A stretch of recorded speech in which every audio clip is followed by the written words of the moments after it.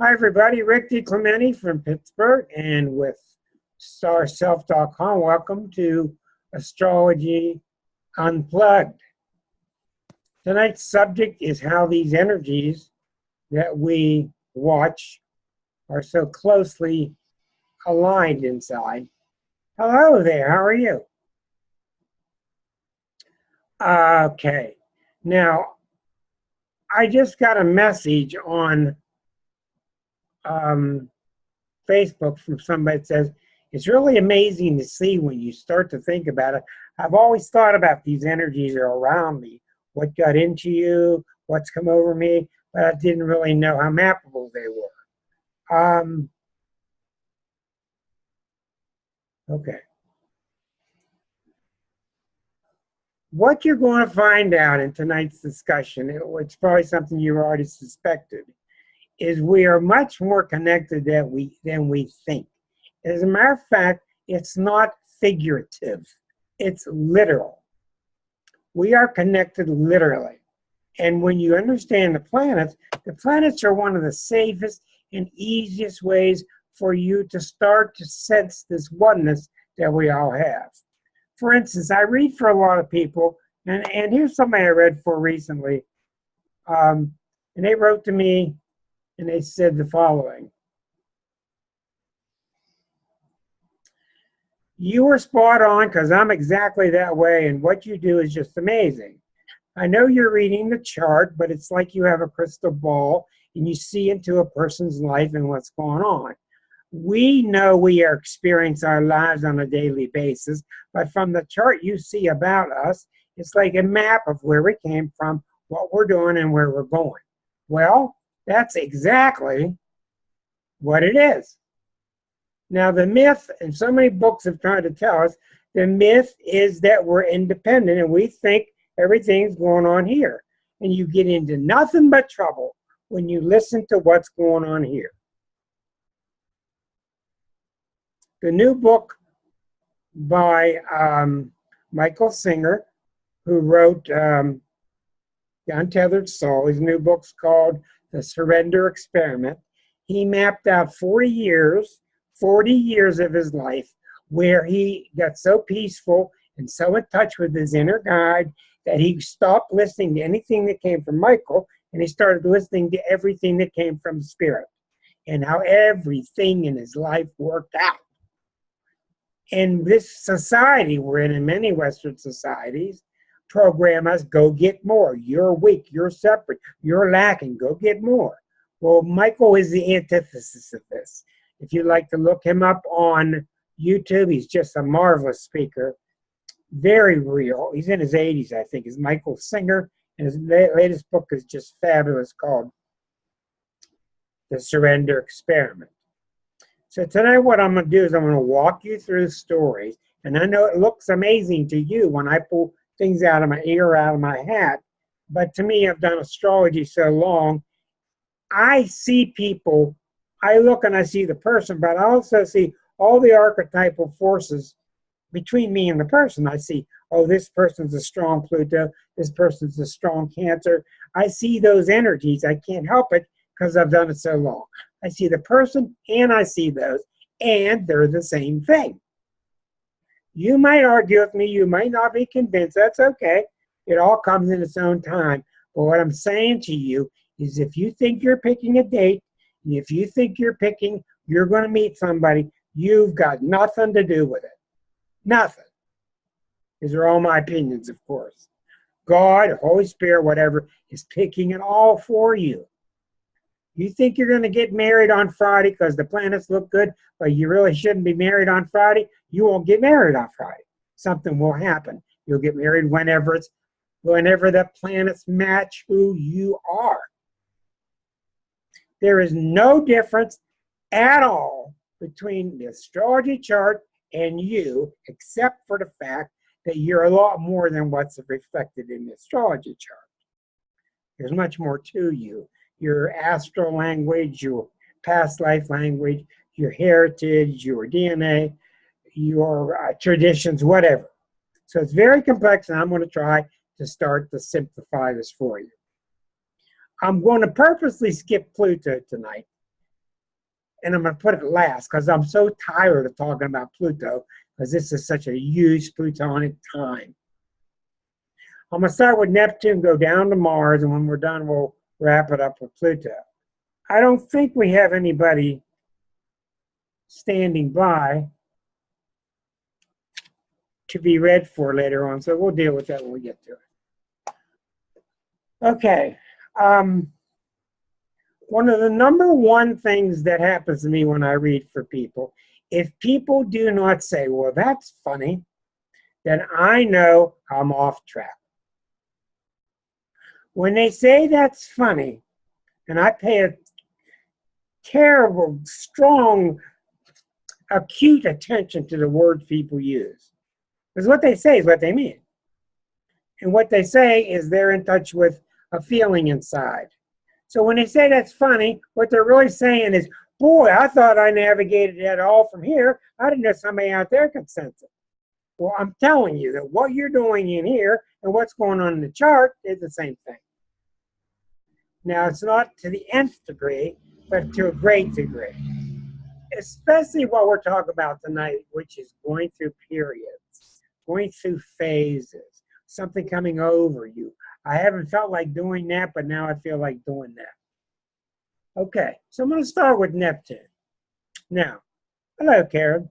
When Neptune is on you, now this means that where Neptune is now lines up with one of your natal planets. You take Neptune where it is, put it on the zodiac, and you compare it to your natal planets. Is it hitting one of your planets? Is it opposite one of your planets? What kind of angle is it making to your planets? Sometimes it goes through periods like in the desert where you don't feel Neptune much at all. Sometimes you feel it heavily. I'm going to explain each one, and you can think, I'll give you time to go back through your life and through your loved ones, and you'll say, boy, I can see where that person went through that kind of time period. And with each of them, I'm going to tell you what it feels like, to the plus and to the minus. I'm going to tell you what the urge you have, what the likely response is, what's most likely, how long this period will last, when it will peak, what it really means, what's really going on. And that's what I've learned so much from Mr. Arroyo. Starting with Neptune, the country right now is in the middle of a tremendous Neptune fog. And that's because Neptune is at the top. Well, we don't know for sure the USA's birth time. And the houses are all based upon the birth time. But we know that when Neptune's at the top of the chart, squaring the ascendant, that means literally great confusion between you and others, me and others, great confusion. And it's a terrible shame, Elke, that so many of these planets get such negative connotations to them from the old days. And they do have very negative sides, but they all have very positive sides. Another thing, Eris is stirring things up so tremendously now that we can't see straight. We don't know what Pluto's doing versus what Eris is doing. We know what Neptune does. All these things are active right now, and we are forced to, since Eris has only been around 10 years or so, put it aside till we know more. 20, 30 years from now, we'll know more about what Eris really did to us during the 2010s. So when Neptune is on you, and it's squaring the ascendant like it's doing now to the USA's chart, what it feels like. It feels cloudy, it feels dreamy, it feels mystical. On the positive side, it feels really good. People are lowering their defenses. They're starting to become more inclusive. They're starting to search for God in ways that we didn't see with the dogma in the church. The negative side, all the drug and the opioid problems, all the escapism, flooding, the problems with water, deception, affairs. What's very, very common when Neptune is on you is that you'll go outside the marriage and have an affair. It's extremely common. And there's a wonderful book called Neptune written by Liz Green. And what's so amazing about her book, and she's a genius, And she spent so much time talking about glory and becoming famous, this illusion. What's really happening when Neptune is on you? What's really happening to us? Putting aside the Pluto return that's forming, we're all going through a spiritual crisis. I thought about it last night. I was watching people be very cruel to each other on Facebook and on TV, and I just thought, how much do we really like each other? How well are we really treating each other? And we're getting in return direct relationship to how much we're loving. We're getting back what we're putting out. I'm not going to preach to you, but that's what Neptune is about. Now, when Neptune's on you, it makes you feel dissatisfied. This is as a country, this is as a family, as a business, as an individual. We'll largely stay at the individual level. When Neptune's on you, you become dissatisfied. The reason you become dissatisfied is because you're far too far from God. What do I mean far from God? I'm not going to get far out about this. You know what I mean. You get closer to that voice inside. You go to a monastery. You do yoga. You do meditation. Whatever you want to call it. You get closer to that sense of bliss and that sense of oneness. That's what's calling you. Now, the Neptune is inside you. It's not out there, because there is no inside or out there. When Neptune gets strong in your chart, you start to suffer because you start to neglect.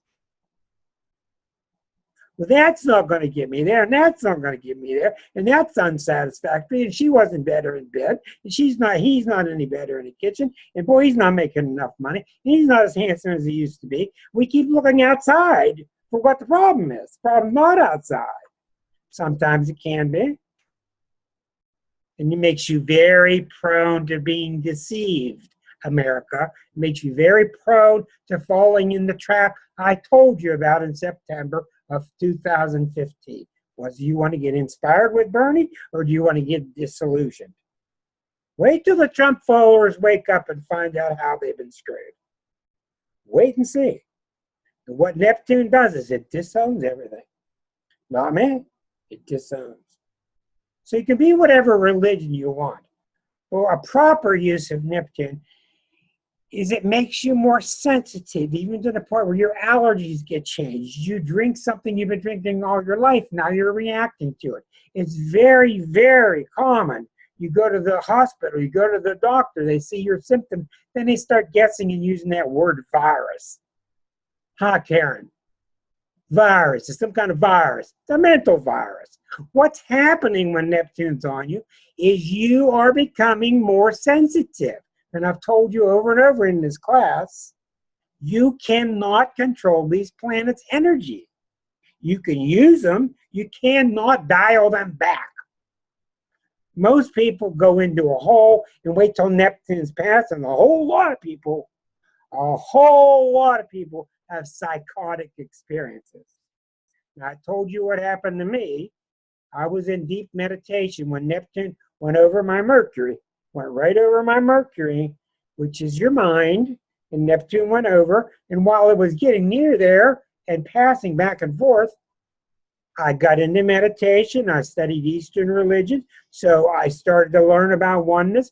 I became aware that I'm at least more than just who Rick thinks he is. Well, when it got exact, I experienced all my walls came down. I was flabbergasted. I didn't know there were walls there. But all my mental walls collapsed. And for many people, it can be very disorienting. You think you're losing your mind because you can't get back into society because it doesn't interest you anymore. It's not magic that God pulls you away, but your spiritual side is speaking so loudly. Now, these people don't understand what's going on. They just are completely wrong. Yes, there are some crazy things going on overboard with political correctness, but that's not what's happening. Political correctness means you're evolving. I don't want to be treated bad. I don't want to treat you bad. You shouldn't classify me like this. Most of political correctness is very good until Trump comes along and says, whew, you can be crude like me and you don't have to be politically correct anymore. And so many people are relieved. Whoo, yay! He's my man. Or no one's cutting your nose off to spite your face. The Neptune transits of countries of your chart of your family are one and the same for growth periods spiritually. Neptune will not support your worldly life. It could care less. It doesn't see your worldly life. Worldly lives are not real. Only God is real to Neptune. Now, on the other hand, if you flip around, this is when Neptune hit the Dalai Lama, he gets the Nobel Prize for Peace Prize. If you go with what Neptune's saying, see, these energies are in you, but they're not in your heart or your shoulder. They're in your very being and your very essence, because we know that space is an illusion. They're in you. What we're doing now is we're shifting to Neptune. We're shifting to a Piscean quantum world. And I wrote for Sven years ago about the quantum shift that's going on. And for many of us, it's going to be hard. But for others that don't even know what's going on, all they can do is they're confused. They want something to blame. Look around you. We should have drive-ins called blame drive-in. Drive up, blame somebody, drive away. Whoo! Everybody's looking for something to blame because they don't understand what's happening. Before, they were Germans, they're bad guys, we blew them up. Easy. This terrorism sneaking around in the jungles, in the desert, blowing up in briefcases is exactly how Neptune works. Very sneaky. Neptune is the planet. You wake up one day and you go, damn, where'd everybody go? It dissolves things. Things, they fade away. They just go like a quiet little fog on the stage. Well, what's really happening is you're starting to ignore and neglect big parts of your life because it doesn't match that need, that spiritual need. And when Neptune's on you, to the positive, you want more refinement. You want to get away from loud people. You want to stop arguing. You want to go to the water by yourself. You want to swim. You want to be alone. You want to be left alone. You want quieter music. You want more subtle food in general because you want refinement. That part of you is calling you. But what we all do is we project everything outside. And it's not outside, it's coming from inside. Now, Neptune is the perfect transit for somebody who in India who's been in ashram all their life. All of a sudden, they start transcending this individual tiny self, and they start having phenomenal experiences with cosmic consciousness. You've read about cosmic consciousness. There's a very famous book by Buck, B-U-C-K-E, I guess in the 50s, where he wrote down all these famous figures. Walt Whitman and Jesus and Moses, and he listed all these people. Maybe my looker up or Wikipedia guy, Mark, can look us up for us. It's a book called Cosmic Consciousness by some Richard Buck, B-U-C-K-E, something like that. Marvelous, but it's an old book. And he maps out, we don't know why so many of these figureheads, iconic figureheads, had their marvelous cosmic consciousness experience when they were 35. It's not astrological. I don't understand why it's 35. There are people that had these peaks like Buddha at different ages. But you've read these books about people. David Hawkins got to a point, the great psychologist. He had these experiences. He had to have somebody come in and take care of him for 2 years. Put food in his mouth. He talked about the body instead of me. So these periods can be very disorienting. It's very good that you have a coach, and it's very bad to fall prey to these clueless psychiatrists that want to give you drugs. Neptune is drugs too. So all I can say is when Neptune is on you, it really means it's a time for you to start loving more, becoming more selfless, start to be more pliable. It is confusing. Some planets have spittle that's worse than others. That's what I call, no matter how well you're dealing with them, you're still going to have a little spittle that gets on you that's kind of unpleasant. Richard Buck was his name. So, I have actually taken people on retainer for years, and when they're going through a heavy Neptune time, I tell them, you're off retainer. I can't deal with you for a year and a half. It's going to go back and forth for a year and a half. I don't want to deal with you for a year and a half, because what's happening is you need to work out your relationship inside yourself with your own internal voice. You don't need any clues from me. Almost everything an astrologer says to a client during a Neptune time is totally wrong. God is speaking to you. Period. You will do better in accordance to whether you're listening. I could plug in Karen here. We've talked with her before about it. I'm not going to. Karen had a hell of a time with Neptune years ago, about destroyed her and made her better. She went through it and she's stronger now. So what Neptune does, it's a part of you that's beyond you. You could call it the crown chakra. It's the part of you that wants to go beyond selfness and become selfless. And one of the worst things you can do is let somebody give you an analogy or give you a prognosis, and they're incorrect. Almost all Neptune people that come to me, they go to the doctor, like I said, and they get this prognosis, and the doctor's wrong, and there's nothing wrong. It's you're suffering because you're more sensitive.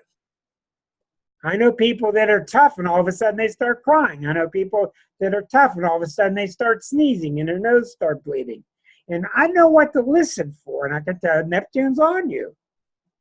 Do you all remember the story of Steve Blass, the Pittsburgh pitcher? He was marvelous in 1975. Couldn't throw the ball anymore. He couldn't hit the plate. They call it the Steve Blass disease. To this day, he doesn't know. He couldn't hit the plate. They've tried and tried and tried. They stuck with it. Had to eventually give up on him. He just fell apart. Neptune was all over his son at the time. Why? Because Neptune is wise, much smarter than us, and it's trying to guide us. But we keep insisting that we can guide ourselves, and we can't. This is why it's so tiresome to listen to somebody who's so damn sure that they're guiding themselves. They're not. They're kidding themselves. You know yourself, when things have worked out for you, you've taken internal guidance. Uranus. Great example I told you a long time ago, maybe you've forgotten. Lady comes to me, a very down-to-earth Taurus woman, and she says, my kids are driving me nuts. I'm talking with her. She's let them express how they're feeling. My kids are driving me nuts. I don't know what they're doing, but they're just driving me nuts. And I said to her, well, how long has this been going on? And they tell me the start date, and I look and going nuts and being chaotic and crazy, that's Uranian. So I go in her chart and I see Uranus is all over her. I said, well, tell me something. They're 10 and they're 8 now. What were they like when they were 4 and they were 6? Did they drive you nuts? No. I said, so all of a sudden they're driving you nuts, right? Right. Well, I'm telling you, it had nothing to do with the kids. The Uranus was rising inside this person, which is hell on wheels for a Taurus. Taurus doesn't like change. Now, some Tauruses do because they have Uranus strong in their chart. They're more flexible, like John here. But a lot of Tauruses, they want control of everything. It's the Archie Bunker archetype. And when the Uranus starts coming out of you, it wants out. It doesn't want to be controlled. It wants to be fiery. It wants to be itself. It's tired of being contained. So what does she do? She projects it onto the kids. Well, the kids are driving me nuts. And I had to keep it simple because that's how you deal with Tauruses, on simple, down-to-earth terms. I said, tomorrow and for the next 3 days, take the kids out in the backyard and get a hose and make a lot of mud and get filthy dirty and start slapping mud at each other and let me know what happens. She calls me back 3 later and I haven't heard from her since. She said, you solved everything. Everything's fine now. See, she thought the kids are the crazy part. What was happening is there's a part of us that's very Uranian. And that part of us doesn't want to be contained. It wants to be wild and goofy and crazy. What it really wants is you to be yourself, to act like Rick. And I'm very Uranian because I'm born with Sun opposite Uranus, so you're just going to have to deal with it. What does it feel like? It feels like electricity's pouring through you. It feels very much like you went to bed with your normal 110 plugged in and you woke up 440 and you're frying, and people say, well, I'm frying, I'm coming out of my skin. They're telling you exactly what it's like. And what I'm telling you is when you map Uranus, you can see that the Lord or the universe or the ruler has turned up that Uranus knob on you. So in the lady's case, it was being turned up. She didn't understand because she was not introspective. She projects it outside, trying to calm everybody down. And that's the #1 problem people have with Uranus. They try to suppress it. Now, the ones who use the energy well, who let themselves go, come back and say, oh, God, it was just so exciting. I'm a new person. Now, what's so incredible about Uranus? It's the one planet that hits exactly. The other ones can hit on. I found out that the books are wrong. That the books say, well, Pluto hit you a month before, Neptune will hit you 2 weeks before. All these planets will hit you years before, and they will also hit you really good on the day they're there. They'll hit you really good, and that's what I call spittle. Mars does too. Yeah, we're going to get to that near the end. Neptune will last, Uranus. Neptune will last about 1.5 years. Uranus will last about 1.5 years too, because it goes over a planet and stops and comes back and goes forward again. The retrograde period, etc. Of course, all you ever hear about is Mercury retrograde, but the outer planets go forward for 7 and backward for 5. Forward for 7 and backward for 5. So when Uranus is on you, all of a sudden, you get fed up. And what you're really fed up, you're fed up with Rick keep denying Rick. What does Uranus feel like? It gives you the urge to break free. It gives you the urge to get off my back, quit stepping on me, quit stopping me. And this is the planet that makes you really project. You're stopping me. You're limiting me. That's why when you're age 21, Uranus takes 84 years around. Age 21, age 42, midlife crisis. Age 63, another midlife crisis. That's why at age 21 you have this revolution and you want to get away from the family. And the family's suffocating me. That's why 21's so radical. I've got a nice video on that on YouTube. What's really happening is that part of you that wants to be yourself and wants to be unblocked, unstopped, wants out. And it's the planet. When it's on you, you will know it. And you will feel ready. And I've told you before, the guy comes down the steps, the lady comes down the steps in the morning, and she sees the little note on the counter, and this is a man she's married to, and he's using the Uranus energy incorrectly. And the note says, honey, I can't take any more, I'm gone. It will happen that day. That's exact mathematically, not the day before. And it's abuse, but he was not in touch with himself. He felt this creeping energy, but he mostly felt the outside keeps suppressing me. It keeps stopping me. What he should have done, felt that Uranus coming a couple years earlier and said, honey, I'm not feeling like we're friends anymore. That's what Uranus does. It wants you to repair the friendship first. There is no one in the world like Aquarians. with Uranus ruling Aquarius, with their friendship. They're the real deal. They're real friends, not BS talk friends. They're loyal. And when Uranus hits a couple's chart, forget about going back to loving each other. We'll get to that later. That's the Neptune and the Pluto. Let's repair your friendship. And this is why so many Uranian people I know can break up with somebody and go back and remain friends forever. Good, close, tight friends. I'm very Uranian. I've had a lot of people in my past. We break up, get back together to be friends, and people say, you're crazy, you're nuts. What do you mean? You're having dinner with your ex-wife? What's wrong with you? I said, well, what's wrong with you? So what the guy did wrong is he should have gone to therapy for years, straightened out those feelings, and maybe he gets to the point where he wants a divorce, but it's not as explosive. Another key word for Uranus is it's sudden. It's always sudden. One event, your life changes forever. You've all had these times. And a lot of them are really terrible, but usually, just like eclipses, usually they're terrible, then a couple of days later they turn very positive because you break the tension. You break the tension.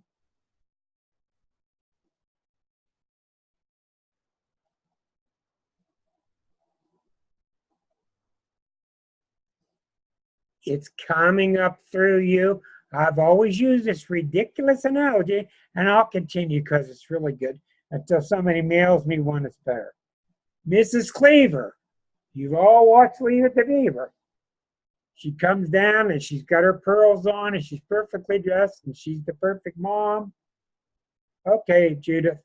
Good luck, dear. Good luck. Good to see you. Mrs. Cleaver comes down one day with a hat on. She's playing a saxophone, blowing it out. That's how Uranus works. It's not that she's crazy. It's not that she's gone crazy. She's been up there for years or months or 6 months blowing on that sax into a pillow, which means she wants to let that unique part of her out, but she's been scared to, social rules, whatever. And one day she comes down and said, to hell with it. I'm freeing myself. I can't take it anymore. Too many couples I see, they wait too long. Then they come to me and they want to repair things, but they've waited way too long. They've suffocated those impulses. So with that ridiculous analogy with Mrs. Cleaver, it's indicative that no matter how conservative we look, we all got this kind of wild thing inside of us that's the wild part of life. And when you have wild, crazy, exciting times, those are Uranus times. It's very powerful, very strong. Can it raise your hand if you can identify with having periods like that in your life? Okay. And they always liberate you, and you always get more elbow room. Or you crack. I saw Uranus coming to my father's chart. He's deceased now. Old Italian Capricorn. I saw it coming. I knew exactly the day it would get near his son, and he wasn't able to deal with Uranus. He wasn't able to deal with what I'd like to do with my fulfillment. And the day it hit him, he had, I'm not going to go into it, but he had some very major catastrophic health issues erupt suddenly. But they're not sudden. What I keep using with my clients is this vision of the inner child, and in transactional analysis, all you need is the inner child that's pure, that's awestruck by life, and the adult. And all the adult's good for is one thing. Yes, it's safe to cross the street. That's all you need in life. Yes, it's safe to cross the street. I understand what's going on. I'll take care of you. And the child who's so pure and open to everything.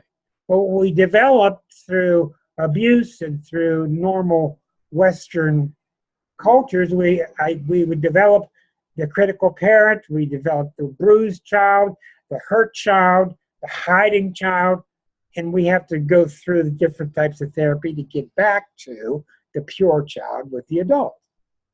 So I commonly ask people, what happens when you send up a request to the committee up here? So I imagine a committee of 12 in your head. What did you do through your childhood when you suggested, hey, I'm going to go get ice cream? What did mom and dad say? Hey, I'd like to go to the playground. Well, a lot of parents said, good, let's get in the car and go. And a lot of them said, you're crazy, you're wasting time, you're being stupid, you're being careless. And they suppress the child. And then what the child got to do is got to adapt to some phony self, like John Crawford talked about, and become something unreal. Then I get them when they're 65, we go back to them, we start to get reborn again. But what they don't know is they're free to fire anybody in that committee. They're free to hire anybody in that committee. They're free to put all the agreeable men and women they want there, so that when they suggest something, everything up here goes, yeah, it's okay, good. That's called healthy. So I can tell, I had one this week like this. I had a person at age 40, 45, just a couple days ago, and I wanted to sense what happened to him at 42. Because at 42 is the big one, 41 or 42. Because Uranus, even though Uranus is an oval, it's really pretty consistently almost a circle. So when Uranus opposes itself, 42 years later, that's the midlife crisis. What is the midlife crisis other than how much am I being myself? And sometimes to get to that point, to make those reparations, can be catastrophic. It can be very difficult. Well, this person that I talked to didn't make any change at 42. But I saw where for 42, 43, 44, 45, she needed a couple extra years. And if she had made the changes at age 42, it would have been like going naked too quickly. She would have let her, this energy would have fried her. Literally fried her. But by gradually changing towards this, allowing herself out slowly, she was able to do it in a healthy fashion. Now at age 40, 45, she's having a delayed midlife crisis. The self wants out. The self wants out, and it wants to love. And it wants to be inclusive.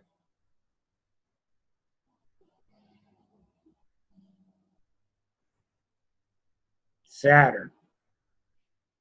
Oh my God. The bad guy. Saturn's such a bad guy, the malefic. Saturn is the part of you that's very sane. It wants things to work. It wants money. It wants food on the table. It wants to be good. Alan Ilkin's book, Complete Astrology, very good. Saturn is very sane.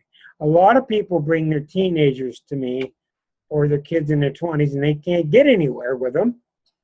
And I see that they're 24, and I try to tell them, look, they're getting into their Saturn return the next 4 years. Try to stay off this child's back. Try to be supportive. Don't be critical. Let them go, and there's a real good chance, not guaranteed, at age 27 through 28, this child, as the Saturn returns, the Saturn voice inside starts to speak.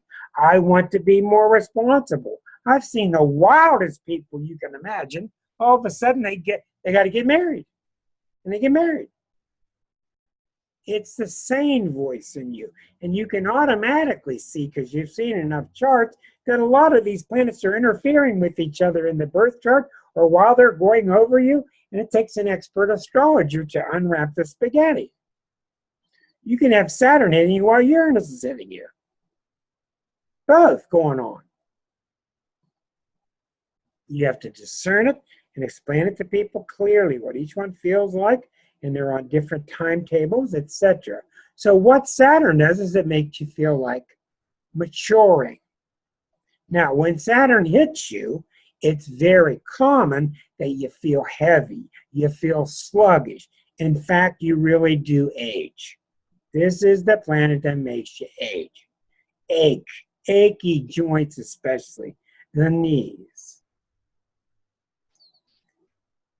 It'll last for 28 months, but when it's near the Saturn itself, Saturn coming back to where it started, that'll last a real good, intense 6 months and then lay off. You come back for another 6 months, usually. Now, what you do with Saturn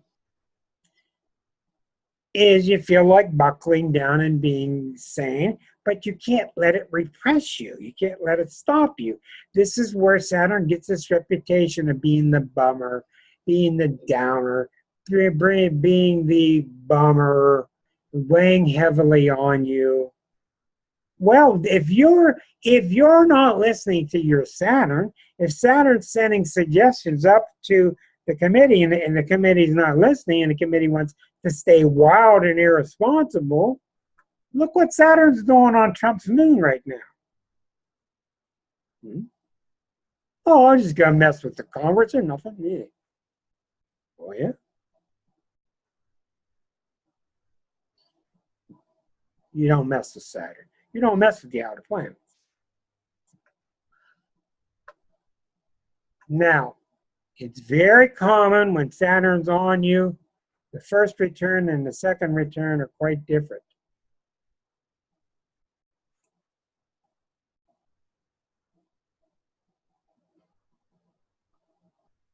It's very common that you get all kinds of flack from your boss, you get added responsibility, little kids have to grow up and take care of their mother instead of vice versa. It's very common with Saturn later in life that you have to drop what you're doing to take care of your dying mom and dad. It's a karmic planet. But when Saturn's on you, the way you deal with it is you become more responsible. And the key to Saturn is, does my life work or not? Forget everything you've been told about Saturn and replace it with that sentence. Does this part of my life work or not? And I'm not kidding you. You know what works. You know what doesn't work. But are you going to comply or not? And if you don't comply, Saturn will bring more weight and it'll stop you. And it'll sit on you. But you see, Saturn's not out there. Inside's what's causing it. Let's go back to Uranus. Since it's so hard to get, so easy to get off the trail and talk about this. Well, I told you about the lady playing in the mud. When you don't comply with the voice that's active inside of you, your insides know it's there. The insides will make something happen outside of you and put you in a hospital bed so you have time to think about it.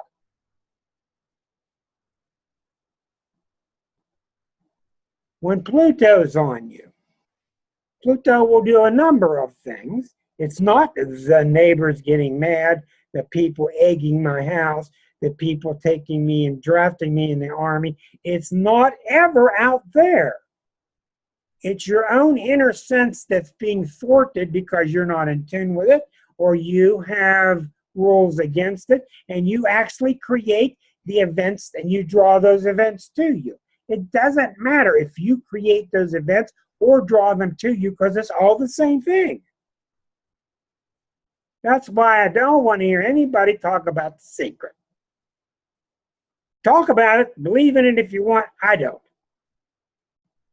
Oh, I'm going to a manifestation party. We're going to manifest. Well, yeah, you're going to manifest. Of course you are. Of course you're going to manifest. But what a healthy person does, and they're rare. A healthy person is in touch with all these different energies. And most people don't know astrology, so they have to interpret them differently. But you need to do what they're saying. In case of Pluto, you become stronger. In Neptune, you become more spiritual. Uranus, you become freer. You allow these things. Saturn, you become more realistic and responsible. But you got to understand them. They all need to work together. They all need to mesh together to be happy. It's very, very common. There's another X factor. I don't know why this is. This could be karmic, but it's very common in couples or relationships.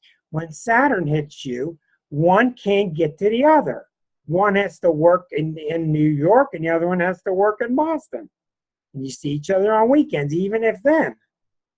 That's very common with Saturn problems. We don't know why that is. We can give you educated guesses, but Saturn will create physical, down-to-earth obstacles. That's why at 28, my girlfriend up at 27, she just up and left me, said, "You're not going anywhere, I'm moving." She moved out of town. And I was a young documentary filmmaker, and I wasn't going anywhere because film was dying and video was taking over. So I had to drop everything and erase the blackboard completely and go back to school for another degree and learn computers. So I had to start all over, but Saturn made me go back to go to the start, washed everything, and gave me another chance. Then I took responsibility for things, and things started to improve. And the reason they were going downhill is because I was not taking care of what I needed to. How many of you have felt Saturn when it's around you? It feels like a heavy weight.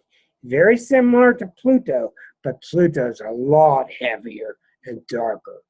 With Saturn, it's a part of you that's saying, this is not working, and I am the master of making sure. That's what Saturn does. He makes sure it works. And when you're not convinced it's going to work this way or that, you got to throw it out and find a way it does. That's why if you're working for a pain in the butt Capricorn, Capricorns want to make sure it works. Well, the problem with that is you can't make sure of anything in life. You can try, like a Virgo does, like a Capricorn does. You can do your best, but you can't nail life down. You can't nail it down.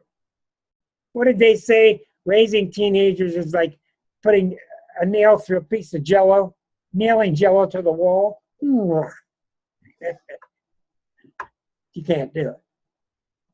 So really, when people get amazed with what I do, they don't realize that I'm basically watching 4 planets: Pluto, Neptune, Uranus, and Saturn.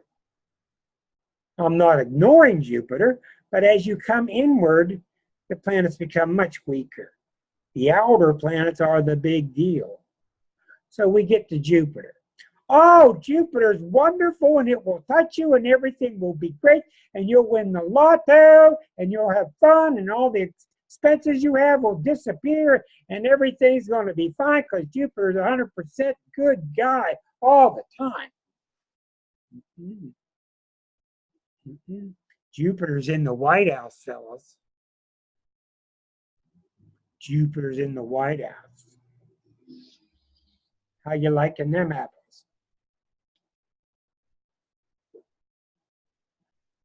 Jupiter has a wonderful side.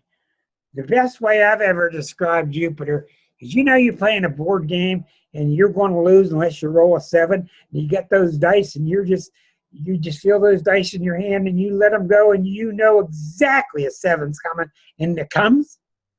That's Jupiter. That's the way Sag is. Some people call good luck. Some people call good karma. The most destructive planet in my life, bar none, in my entire life, without a doubt, has been Jupiter. Because Jupiter lies to you.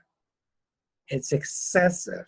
It BS's you. Hey, buddy, come on. Hey, buddy, let's have a drink. Hey, it'll work. Hey, I'm the best in the world. I could solve these problems. Oh, no health care? Shit. I could fix that. I can solve that problem. Gee, buddy, did the heck. It's the car salesman. It's the BSer. It's full of evasiveness. In case you're wondering about Trump, he's a Gemini, but his sun is opposite the moon, which is in Sag. And Gemini and Sag are very much alike. Now, Jupiter has a wonderful side to it. It's the part of you that comes up and it feels, what the heck, quit worrying, let's go have fun. It's the part of you that lets things go off, roll off your back. Just let it go. Quit worrying about it. You know, that's why people love being around Sagittarians. Sagittarians say, hey, quit worrying about it. Let's just go have some fun. What do you think one of the reasons the Pirates are doing so well in the last 5 years compared to the last 20? They had morose managers for 20 years. The mood on the bench was, They bring in the guy now, more upbeat. He's upbeat. That's a Sagittarian energy. He's a Leo, but he's got that upbeat energy. People start getting excited to play, and players start coming to Pittsburgh. The teams start getting better with Hurdle. That's the good thing about Jupiter. So usually when Jupiter's on you, you feel ebullient. You feel, even people will say, I feel strangely okay. I feel fine. And a lot of people aren't used to it because it's so strong, and that's one of the problems with it. When it's on you and it's making you feel okay is when you go dream big and borrow $50,000 to start this new business. Whoa! Then Jupiter passes by. You owe somebody $50,000, and I'm not sure what I'm going to do. Anytime some relative of yours goes crazy, I'm going to go become a beekeeper. I got an outlet for. We're going to get filthy rich. Let me have some money. Don't listen. Don't do it until you've checked with your Saturn. On the other hand, Jupiter is the time when you do expand, when you do try and let it go. So inside of you, it's really hard to believe that this Jupiter part comes up and goes away. It might come up the same time Uranus is coming. Saturn might go away for 7 years and then come back. Everybody has their own clock because your planets are all over the place. And that's why it takes a very good astrologer to discern what's happening to you. The next to last planet I want to talk about is Mars, and then we'll talk about Pluto. Mars is very transitory. It's there for a couple days. It hit everybody in the last 4 days. You notice any government employees cussing out the media recently? Mars was with the sun the past couple of days, and Mars makes you feel like being very blunt. And the news, the guys that type the news on the screen have to use all kind of asterisks and dashes and the word expletives. Mars just wants to say what it's got to say. Boom, do it. Very blunt. So when Mars comes into your life, there's two different kinds of things. When Mars is coming through by itself, you feel your fever go up, you feel heated, you feel like being aggressive, you feel like, just get out of my way, I gotta go. If it hits your chart in an area where there's another planet already sitting there, whoa. And that's when I write to you about these big periods. For example, in Trump's business chart, in his chart that shows his status, public persona, he's had Pluto sitting on that sun for a year now, like this. And that's why I told you so much about July 1st. Well, what happened? While Pluto was in that vicinity, Mars came along and joined up with the sun. So Mars was on his sun, and his sun was caught in a crossfire between Mars and Pluto. And that's why, boom, very volatile. That's why all this stuff about Russiagate and all this stuff about North Korea and nuclear weapons, that's why it came. But when Mars is on you, there's a part of you at times that doesn't want to check with your brain. I just want ice cream cone. Get away from me. It just wants to go do it. You ever been around Aries? You don't halt Aries. You don't teach them to go slow. They want it, they're impulsive, they go get it. That's what Mars does. Thank God. So the opposite of caution is Mars, which is action. This is one reason Mars is so tough on us. Because Mars walks in the room with the arms akimbo, say, okay, we've been talking about this, but what have you done? Where's the beef? What did you do? You know what needs done. What did you do? Mars can be very tough and very irritating like that. Okay, I left out the big mama. The big mama's Pluto, and we talked so long about it, and I've told you that we're in a very unusual age. Not only do we have Eris being discovered, who's the planet of the feminine rise, and we got to push her aside because she takes 550 years to go around, and we don't know enough about her, and she'll be in Aries for 120 years.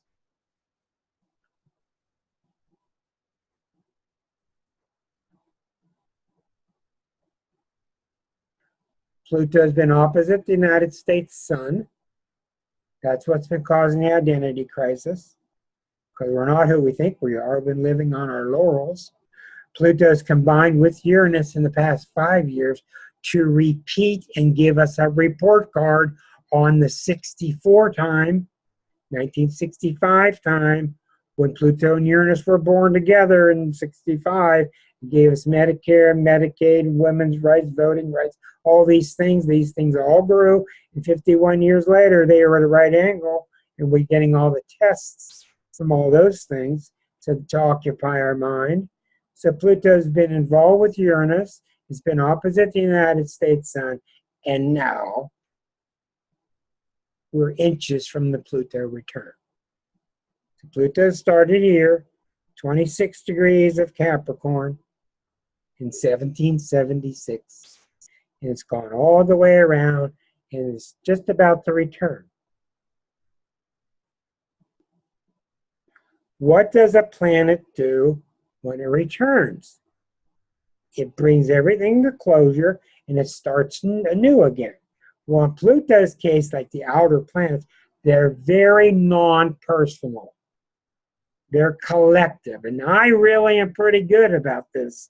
I'm pretty good about sensing what the collective is doing. Sometimes it takes me a couple weeks, couple months.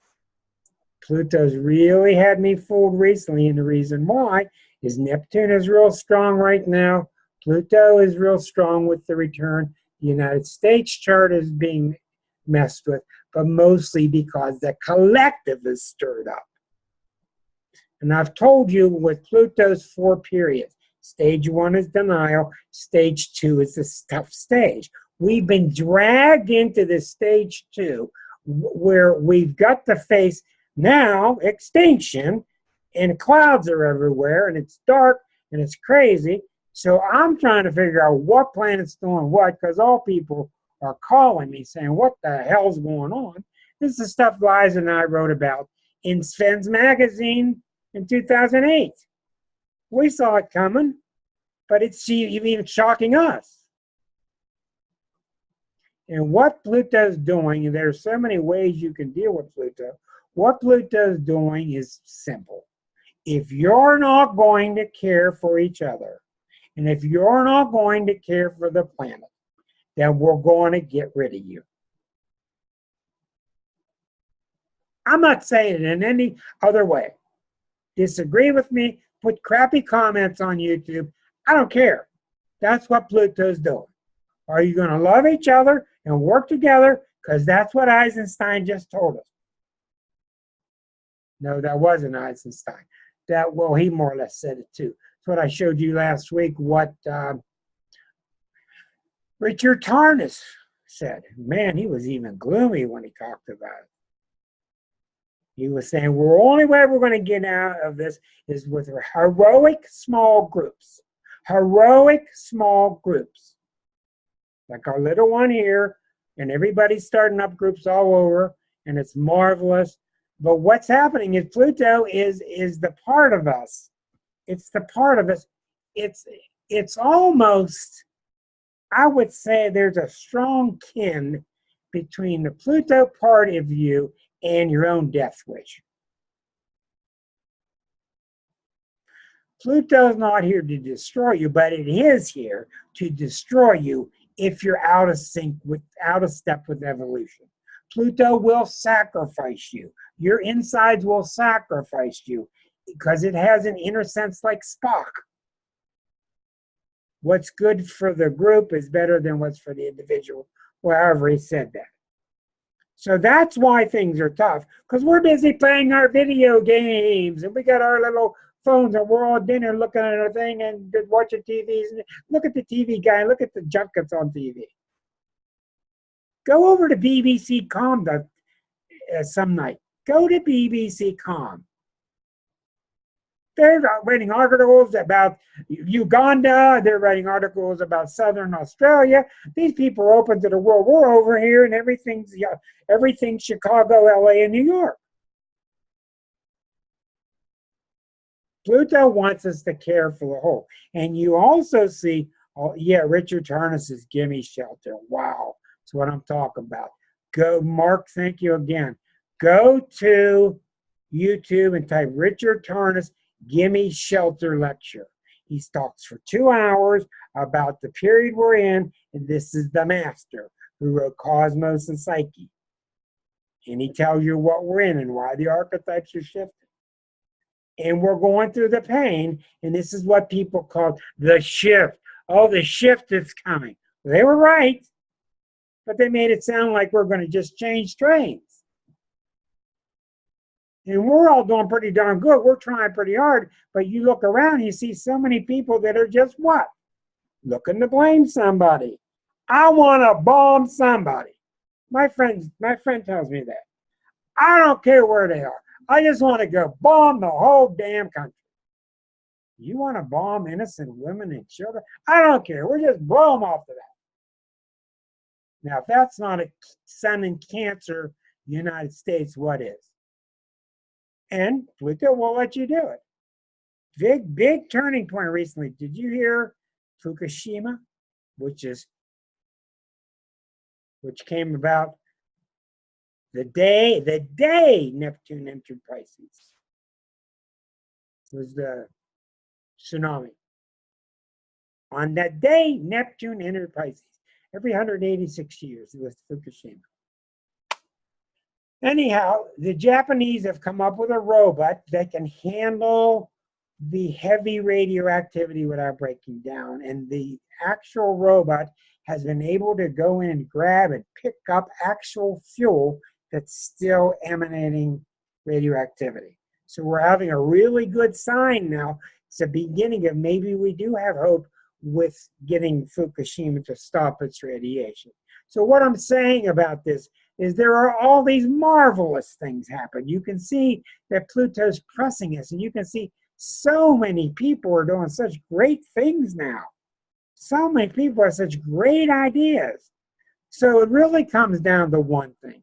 How do we deal with so many of them that are in our ear and doomsayers? And what it comes down to, as far as I can tell with all my studies, is we got to just keep doing the best we can, and we really have to focus on healing ourselves. So many people talk about, I want to heal others, I want to go heal people, I want to go heal people. That's nice, good, go heal people. What I'm learning real fast is I'm in the mirror and it's falling back in my face, and I got to fix Rick. And I'm going to end right there and turn this off, and we'll just talk. Can we do Trudeau's chart? Sure. I want to take a moment, Elkie.